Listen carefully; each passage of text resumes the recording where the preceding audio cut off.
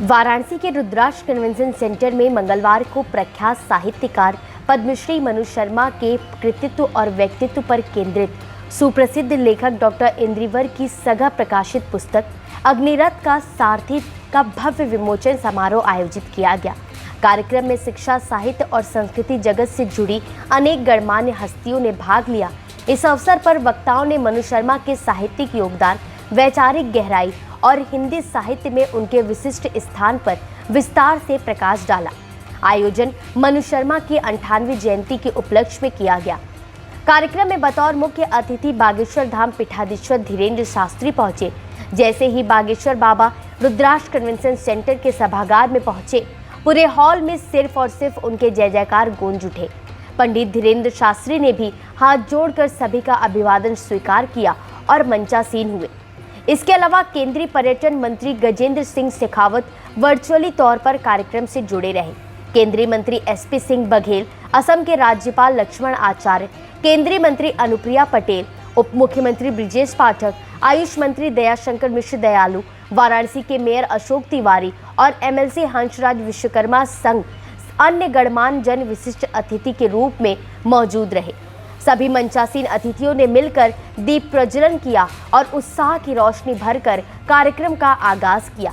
एक तरफ दीप प्रज्वलन की रोशनी और दूसरी तरफ श्री काशी विश्वनाथ मंदिर के मुख्य पुजारी श्रीकांत मिश्रा के द्वारा किया जा रहा वैदिक मंत्रोच्चार ने मानो सभी को मंत्रमुग्ध कर दिया। दीप प्रज्वलन करके सभी लोगों ने पद्मश्री मनु शर्मा के चित्र पर माल्यार्पण करके उन्हें नमन किया।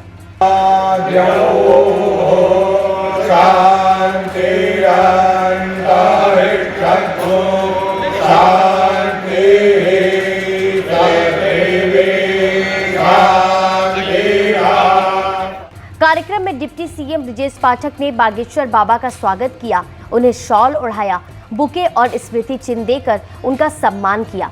वहीं केंद्रीय मंत्री अनुप्रिया पटेल ने असम के राज्यपाल लक्ष्मण आचार्य का स्वागत अंगवस्त्रम और स्मृति चिन्ह देकर किया। इसके बाद केंद्रीय मंत्री एसपी सिंह बघेल का स्वागत व सम्मान आयुष मंत्री दयाशंकर मिश्र दयालु ने अंगवस्त्रम और स्मृति चिन्ह देकर किया। स्वागत सम्मान की कड़ी को आगे बढ़ाते हुए अन्य मंचासीन अतिथियों का स्वागत मेयर अशोक तिवारी ने किया। इसके अलावा उप मुख्यमंत्री ब्रिजेश पाठक का स्वागत सत्कार हेरिटेज हॉस्पिटल के ओनर सिद्धार्थ राय ने किया। अतिथियों के स्वागत सम्मान के बाद पद्मश्री पंडित मनु शर्मा पर आधारित एक डॉक्यूमेंट्री को चलाया गया, जिसे देखकर उनके बेटे हेमंत शर्मा भावुक हो गए। वहीं कार्यक्रम को संबोधित करते हुए पद्मश्री मनु शर्मा के बेटे हेमंत शर्मा ने कहा कि मनु शर्मा ने साहित्य की हर विधा में लिखा है। उनके समृद्ध रचना संसार में 8 खंडों में प्रकाशित कृष्ण की आत्मकथा भारतीय भाषाओं में विशालतम उपन्यास है।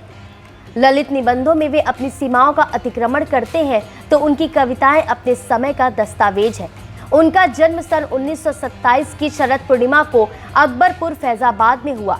काशी हिंदू विश्वविद्यालय वाराणसी में उन्होंने शिक्षा ली। हेमंत शर्मा ने आगे कहा कि आज प्रख्यात साहित्यकार, पौराणिक और साहित्यिक उपन्यासों के पुरोधा पद्मश्री मनु शर्मा की जयंती है। रानी की कहानी सुनी होगी, वो काशी की बेटी थी। आपने जिन बालाजी हनुमान को सिद्ध कर दुनिया को राम कथा सुनाई, उन्हीं संकट मोचन हनुमान की उपासना कर 500 वर्ष पहले तुलसीदास ने यही रामचरित मानस लिखा।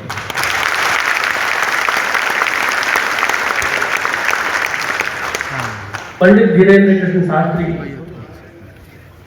अपने प्रवचनों में जिस ठठरी बांधने का जिक्र करते हैं, नाराज होते हैं उसकी ठठरी बन जाएगी। उस ठठरी को बनारस में मोक्ष का साधन माना जाता है। कार्यक्रम की अगली कड़ी में कार्यक्रम में बतौर मुख्य अतिथि पहुंचे बागेश्वर धाम पीठाधीश्वर धीरेन्द्र शास्त्री ने हिंदी साहित्य के महाकथाकार पद्मश्री पंडित मनु शर्मा पर आधारित पुस्तक अग्निरथ का सारथी का विमोचन किया। इसके बाद आई बागेश्वर धाम पीठाधीश्वर पंडित धीरेन्द्र शास्त्री के बोलने की कड़ी। ऐसा लग रहा था सभी लोग उन्हें सुनने के इंतजार में बैठे हों। बागेश्वर बाबा को सुनने के लिए हॉल खचाखच भरा रहा। करीब 2500 लोग पहुंचे थे। इस दौरान धीरेन्द्र शास्त्री ने कहा कि काशी तो फकीरों की है, जहां के लोग शंकराचार्य को चुनौती दे देते हैं। चेतन मन और अवचेतन मन को पढ़ने की कला परकाया प्रवेश है। कहते बहुत लोग हैं लेकिन जीते बहुत कम लोग हैं। ज्ञान केवल गुरु या ग्रंथ से मिलता है। जिसका गुरु ज्ञानी है वो पहलवान है। बागेश्वर बाबा ने आगे कहा कि काशी हमारे भारत की शान है। मैं जब 14 साल का था तब दादा के साथ काशी आया था। काशी की गलियां, काशी का ज्ञान, काशी के विद्वान और काशी का पान आनंद लिया। मैंने बाबा काशीनाथ को देखा, मैंने भैरवनाथ को भी देखा।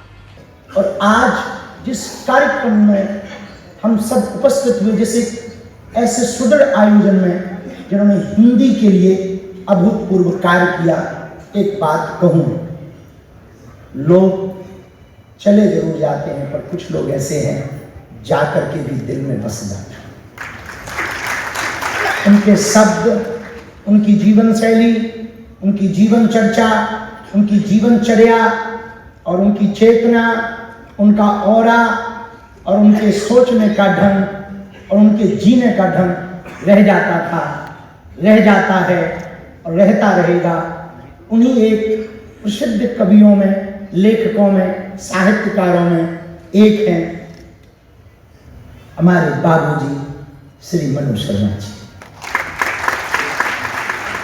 आज की यह संध्या काल बहुत अभूतपूर्व हुई। उद्घोषक महोदय तो शब्दों के जादूगर ही हैं, फिर उसके बाद आपने तो बहुत अभूतपूर्व ही बोला।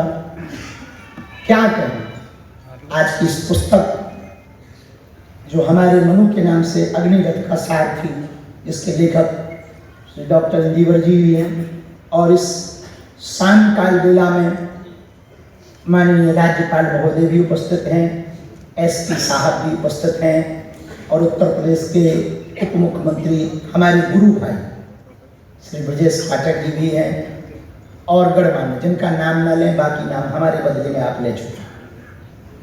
शर्मा जी हमारे बदले में सबका नाम ले चुके। उन्होंने जो कहे वो हमने रिपीट कर दिए, समझो। आज की इस बिना पर एक बात कह के हम अपनी बात को थोड़ा प्रारंभ करके फिर विराम करेंगे। पुस्तक नहीं ले जाती,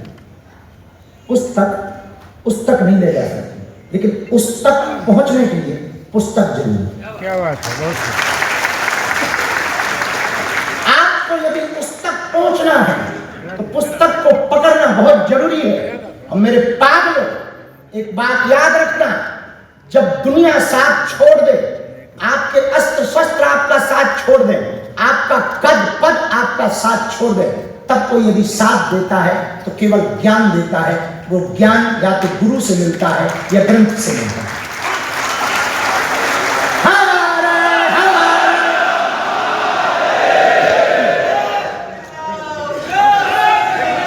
जिसके पास गुरु ज्ञान या ग्रंथ का ज्ञान नहीं है, या तो ग्रंथ का बल होना चाहिए या गुरु का बल होना चाहिए। तो में से एक कोई बल हो, जिसका ग्रंथ बलवान हो या गुरु बलवान हो, उसका चेला पहलवान होता है। जिसका गुरु बलवान ना हो, ग्रंथ बलवान ना हो, वो पहलवान भी नहीं हो सकता। और यहां बड़े बड़े मल्ल बैठे हैं, बड़े बड़े योद्धा बैठे हैं, कोई शब्दों का जादूगर बैठा है, कोई जलेबी जैसे शब्द फेंकने वाले बैठे हैं। फंसे तो गए, और ऐसे गए कि पूछो मत। ये जीव है, जीव की बातें जीवन में ना उतरे तो जीवन अधूरा रहता है। और जीव बड़ी खतरनाक है, कुदरत को नापसंद थी शक्ति बयान में, इसलिए उसने हड्डी ही नहीं दी जबान। और ये जीव अजीब है काशी वासियों। ये जीव इतनी गजब की है कि सम्मान भी दिला दे, जूता भी पवा दे। अब आपके ऊपर है कि आप किस शैली से जा रहे हो और क्या पाने आए हो। लेकिन ये जीव से यदि आप सम्मान पाना चाहते हो तो दो ही रास्ते हैं, या तो गुरु का बल हो या ग्रंथ का बल।